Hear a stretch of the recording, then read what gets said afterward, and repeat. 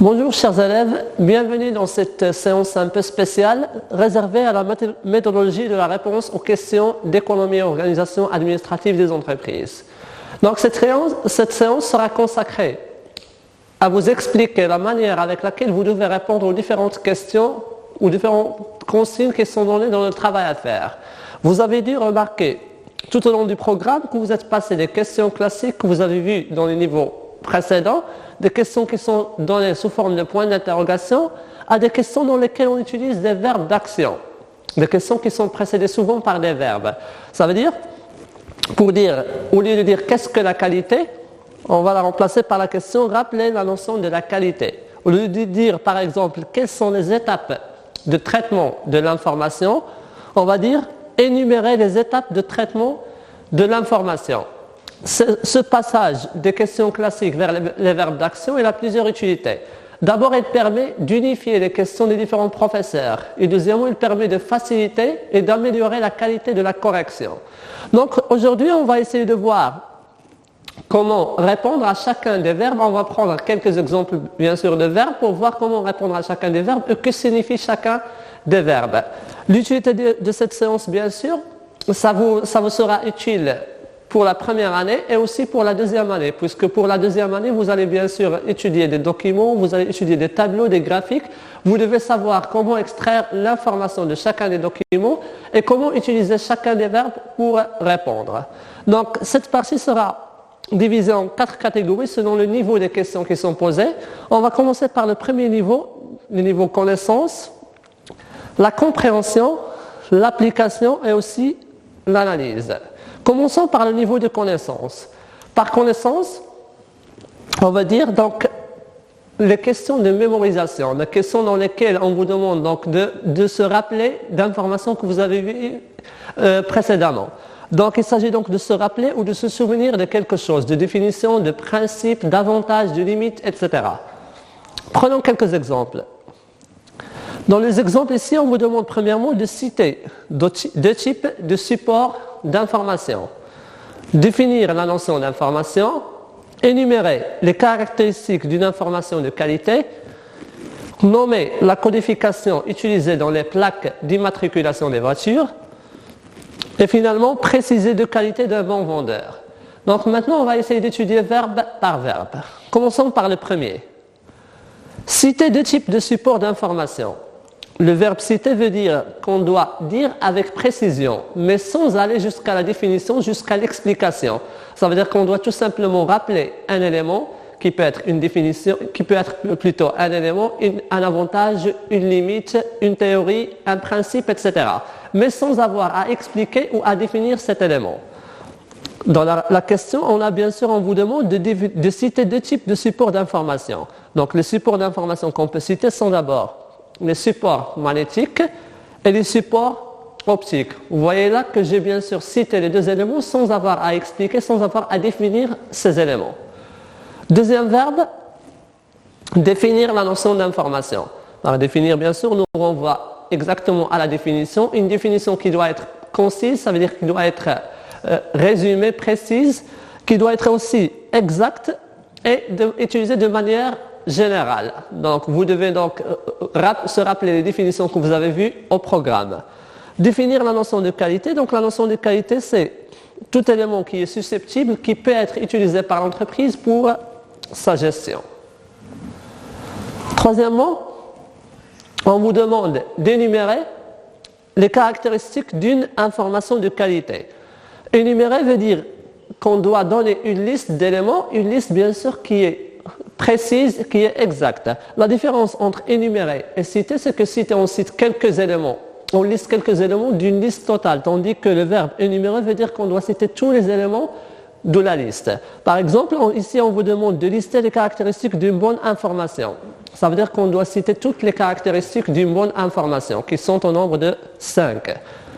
D'abord la pertinence, la fiabilité, la disponibilité, l'accessibilité et aussi l'actualité.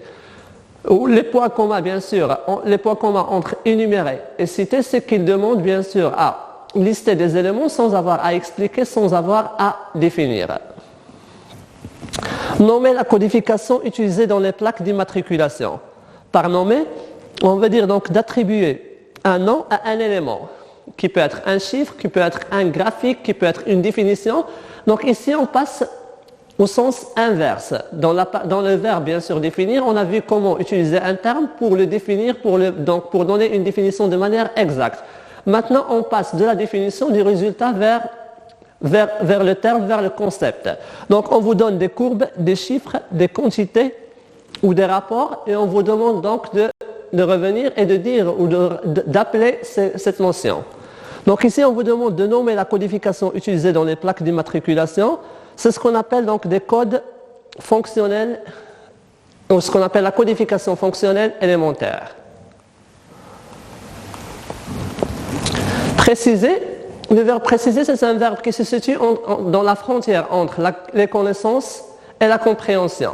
Donc préciser, c'est le fait d'extraire ou de fixer nettement à partir d'une situation. Une situation qui peut être bien sûr abstrait, ça veut dire qu'il peut être relevé à partir de vos connaissances personnelles ou à partir d'un document, à partir d'un graphique.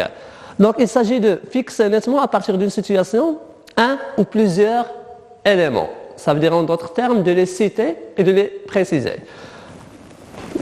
Donc les qualités d'un bon vendeur sont donc la résistance au stress, un bon niveau de culture générale.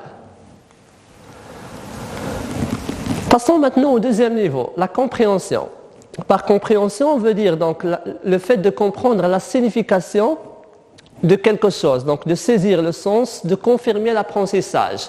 Donc là, on passe du niveau connaissance dans lequel on se rappelle les connaissances qu'on avait déjà étudiées à un passage dans lequel on doit faire bien sûr preuve qu'on a compris ces connaissances, qu'on les maîtrise. Donc on doit utiliser des documents, on doit utiliser des tableaux par exemple, des textes, etc. pour savoir est-ce qu'on a compris vraiment l'information ou non. Prenons quelques exemples. Donc là, j'ai utilisé un petit document sur les cercles de qualité, accompagné de quelques questions. Premièrement, on vous demande de caractériser la situation du travail au Japon dans les années 60. Deuxièmement, de décrire la démarche des cercles de qualité. Troisièmement, de dégager une limite des cercles de qualité. Identifier le rôle des cercles de qualité.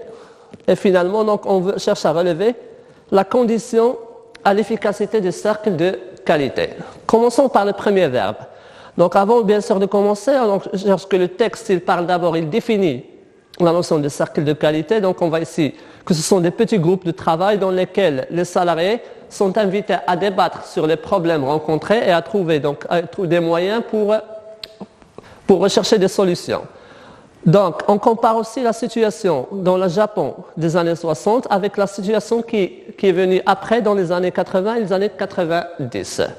Donc, commençons par la première question. Caractériser la situation du travail au Japon dans les années 60. Le verbe caractériser veut dire qu'on doit spécifier les éléments déterminants, les traits principaux et les signes distinctifs d'une situation. Ça veut dire qu'on vous donne donc une situation dans laquelle vous devez préciser quels sont les éléments qui la caractérisent, qui la distinguent des autres situations. Donc là, on s'intéresse au travail dans le Japon des années 60. Donc on compare déjà deux situations. Donc qu'est-ce qui distingue cette partie-là? On voit ici, à la fin de la phrase, à une époque où les emplois à vie constituaient la majorité. Ça veut dire que dans cette partie-là, les emplois, bien sûr, étaient sécurisés, étaient à vie. Donc, on n'avait pas ce problème d'insécurité, ce problème donc de précarité de l'emploi. Donc, on va dire dans la réponse que la situation au Japon des années 60 était caractérisée par une domination des emplois sécurisés ou des emplois à vie. Donc vous voyez ici qu'on a relevé, qu'on a recherché à caractériser cette situation, ça veut dire à dire quel est l'élément qui la distingue des autres situations, des autres périodes. Deuxième question, on vous demande de décrire la démarche des cercles de qualité. Par décrire, on veut dire de représenter fidèlement les éléments d'une situation. Donc là, on doit les définir, on doit les donner de manière un peu détaillée. Donc décrire, ça veut dire ou présenter les éléments d'une série, les éléments d'une définition, les éléments par exemple d'un texte, mais de manière cette fois détaillée. Donc, définir la démarche des cercles de qualité, là, les cercles de qualité commencent par là. Donc, ce sont des petits groupes de travail dans lesquels les salariés de l'entreprise sont invités à débattre des problèmes rencontrés, des moyens pour y remédier. Donc, de là, on peut relever 3 étapes des cercles de qualité. La première, ces petits groupes de travail, ça veut dire qu'il y aura des réunions entre plusieurs groupes, entre plusieurs salariés de l'entreprise, qui permettent donc de débattre sur les problèmes rencontrés. Ça veut dire qu'ils doivent d'abord dégager les problèmes qui sont rencontrés. Ils doivent aussi fournir les moyens pour trouver ensuite des solutions. Donc la démarche des cercles de qualité consiste d'abord à se réunir en petits groupes, relever les problèmes liés à la qualité, voilà la deuxième, et à rechercher des solutions plutôt à ces problèmes. Donc là, par décrire, on veut dire, donc on a essayé de représenter fidèlement l'ensemble des éléments de cette situation, qui est bien sûr les cercles de qualité. Deuxième verbe, on vous demande donc de dégager. Dégager, c'est le fait d'extraire à partir du document un élément, mais bien sûr qui est donné de manière implicite, de manière qui n'est pas claire. Ça veut dire qu'on doit procéder à des reformulations, à des changements de la phrase pour pouvoir extraire cet élément. Donc là, on vous demande donc d'extraire une limite des cercles de qualité. Cette limite, bien sûr, on va la voir à la fin du paragraphe. Donc on vous dit que ce lien affectif, ça veut dire ce lien qui réunit l'entreprise et ses salariés, c'est distondé, c'est coupé avec la vague de licenciement massif des années 80 et 90. Normalement, on avait dit que dans les limites que, bien sûr, les cercles de qualité se basent sur la sécurité des emplois. Si les emplois ne sont pas sécurisés, donc les salariés ne seront pas motivés et donc le cercle de qualité n'aura aucune efficacité. Donc voici la limite. C'est que les cercles de qualité nécessitent la stabilité et la sécurité de l'emploi. Troisième verbe, identifier. Donc, on vous demande d'identifier le rôle des cercles de qualité. Par identifier, donc, on vous demande de déterminer à partir d'une situation la nature d'un élément, qui peut être bien sûr sous forme d'un nom, un type, un avantage, une limite, etc. Donc, on vous donne la situation dans laquelle vous devez donc relever, vous devez donc préciser la nature de cet élément. Donc, identifier le rôle des cercles de qualité, ça veut dire qu'on doit, à partir du document, chercher quel est le rôle principal de ces cercles. Un rôle, bien sûr, qui doit être présenté dans le document. Donc là, on voit que les salariés sont invités à débattre des problèmes rencontrés et des moyens pour y remédier. Ça veut dire que c'est là le rôle des cercles de qualité. Il s'agit donc de débattre des problèmes rencontrés, mais aussi des moyens qui sont utilisés pour y remédier, pour y trouver des solutions. Troisième verbe, on vous demande donc de relever, ou plutôt le dernier, donc on vous demande de relever les conditions d'efficacité des cercles de qualité.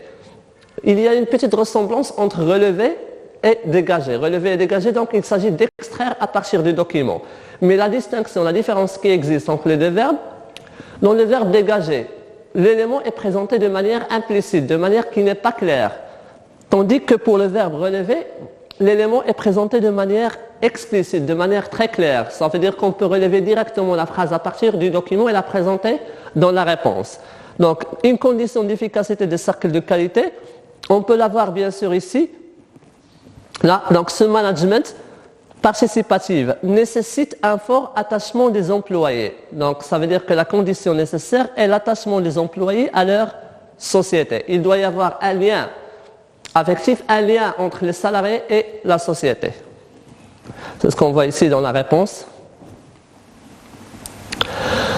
Donc maintenant, on va passer au niveau d'application. C'est le niveau un peu le plus important. Il constitue donc l'intermédiaire entre le niveau élémentaire, le niveau de compréhension des connaissances et le niveau supérieur de synthèse et d'évaluation.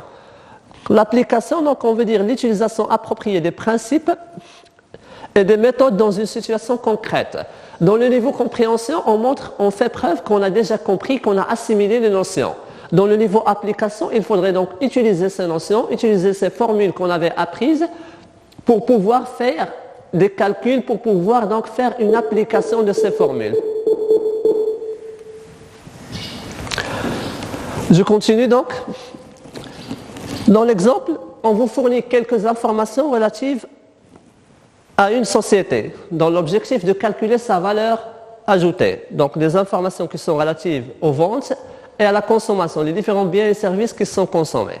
Dans le travail à faire, on vous demande premièrement de classer, ou de classifier plutôt, ces éléments en production et consommation intermédiaire. Deuxièmement, de calculer la valeur ajoutée, de déduire la valeur ajoutée, plutôt déterminer la valeur de la consommation intermédiaire, de déduire la valeur ajoutée de l'entreprise. Donc on commence par le premier verbe. Donc on va essayer de classifier d'abord ces éléments en production et consommation intermédiaire, parce qu'on sait que pour calculer la valeur ajoutée, on doit avoir la production et la consommation intermédiaire. Par classifier, on veut dire le fait de distribuer ces éléments dans des groupes du même type. Ça veut dire qu'on a un ensemble d'éléments qu'on doit répartir dans des catégories. Donc ici, la liste qu'on a, on doit la répartir en production et en consommation intermédiaire.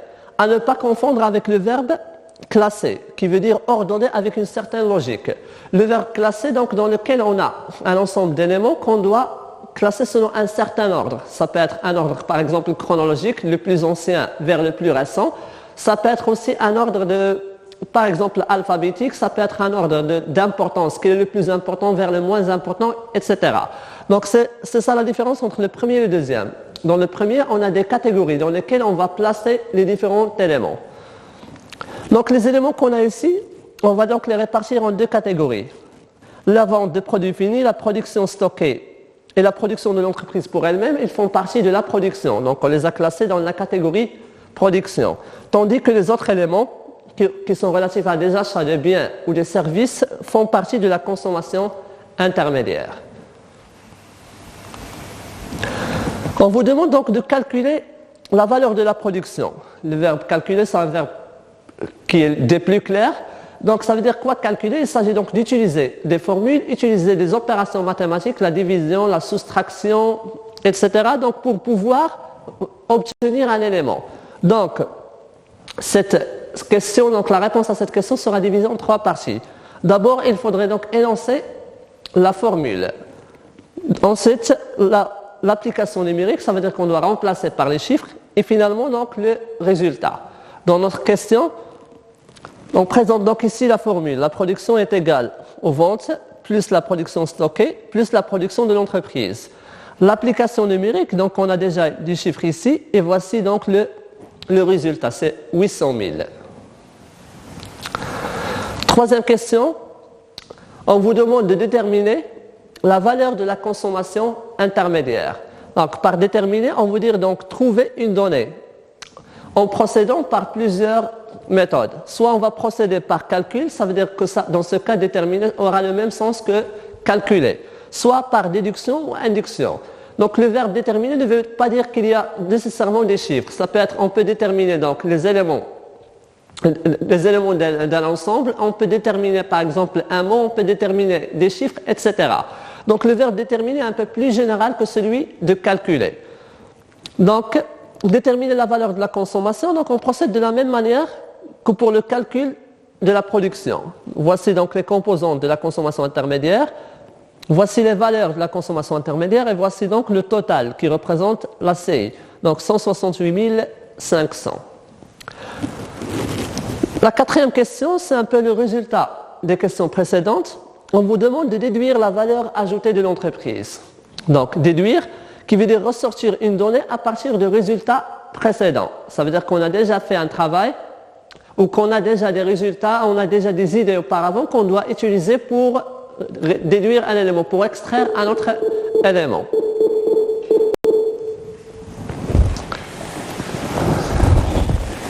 Donc ici, on va ressortir une règle, une formule, une valeur, un taux, etc. Donc là, on vous demande de relever ou de déduire la valeur ajoutée de l'entreprise. Donc, on a déjà calculé la production, on a calculé la consommation intermédiaire. On ne va pas donc refaire les calculs, mais on va utiliser ces données pour pouvoir calculer la valeur ajoutée. Voici donc la valeur de la production. On retranche la valeur de la consommation intermédiaire pour obtenir la valeur ajoutée. Donc, on va ajouter bien sûr d'autres verbes qui appartiennent au même niveau. Donc, on va reprendre le même exemple en ajoutant deux questions. Sachant que la valeur ajoutée de 2007 est de 500 000, on vous demande donc d'appliquer la formule du taux de variation, la formule que vous connaissez déjà, pour calculer la variation entre 2017 et 2018 de la valeur ajoutée. Et ensuite, on vous demande donc de lire le résultat obtenu. On commence par la première question. Appliquer veut dire mettre en œuvre, mettre en pratique, soit une technique, une formule, etc. Donc là, par exemple, on vous demande d'appliquer la formule du taux de variation. Ça veut dire qu'on va utiliser une formule pour obtenir un résultat précis. Donc là, pour répondre à la question, donc j'applique la formule qui est VA de 2018, la valeur ajoutée de 2018, moins la valeur ajoutée de 2017, fois 100 sur la valeur ajoutée de 2017. Ça me donne bien sûr une sorte de pourcentage d'évolution. Ça me permet de voir est-ce qu'il y a une augmentation ou une diminution d'un élément. Dans la deuxième question, on vous demande donc de lire le résultat obtenu. Donc lire, ça veut dire dans ce cas, donner la signification de manière exacte d'un chiffre ou d'une donnée. Donc le chiffre qu'on a ici, donc le chiffre 26,3, ça signifie quoi? Lorsqu'on a un pourcentage positif dans le taux de variation, ça veut dire qu'il y a augmentation de l'élément qu'on a étudié. Donc l'élément ici est la valeur ajoutée. Donc on va dire que la valeur ajoutée de l'entreprise a augmenté de 26,3% en 2018 par rapport à 2017. Donc là, on va passer au dernier niveau qu'on va étudier cette séance, c'est celui de l'analyse. Donc l'analyse, c'est un niveau un peu supérieur, donc ça consiste à analyser ou à mettre l'accent sur la décomposition, la division en parties et à faire les liens. Donc là, on a étudié dans les trois niveaux précédents, par exemple la connaissance, la compréhension, l'application, on étudie élément par élément. Là, on va devoir donc faire les liens entre les éléments ou faire parfois la distinction entre différents éléments. Donc il s'agit de trouver parfois des caractéristiques communes, il s'agit de distinguer plusieurs éléments, etc. Donc je vais travailler sur deux verbes ici qui sont d'abord le verbe comparer. Donc comparer la codification élémentaire et la codification complexe et distinguer. Donc là, on va essayer de distinguer la qualité interne et la qualité externe. Premièrement, le verbe comparer veut dire qu'on va essayer de rapprocher deux éléments ou deux notions pour pouvoir étudier à la fois les similitudes, ça veut dire les points communs qui existent entre les deux notions, et ensuite les différences qui existent entre les deux notions. Ça veut dire qu'on étudie deux éléments ici, les points communs et les différences. Par exemple, pour la codification élémentaire et la codification complexe, les deux codifications permettent de représenter l'information en une forme symbolique. Ça veut dire que là, on recherche un point commun entre les deux notions. Tandis qu'on présente en même temps la différence. Donc, cependant, la codification élémentaire ne permet de représenter qu'une seule propriété, alors que la codification complexe permet de représenter plusieurs propriétés.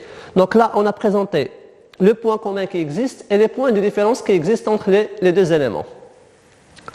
Dernier verbe qu'on va voir, c'est le verbe distinguer. Là, par distinguer, on veut dire qu'on doit déterminer que les différences qui existent entre les deux notions. Et c'est ça la différence qui existe entre comparer et distinguer.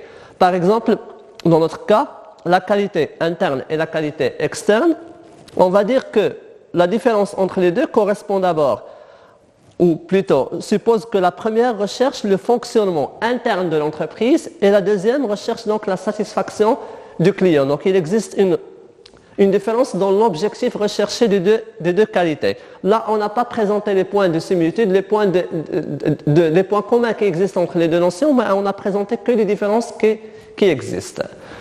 Donc ça y est, on va se contenter bien sûr de ces verbes aujourd'hui.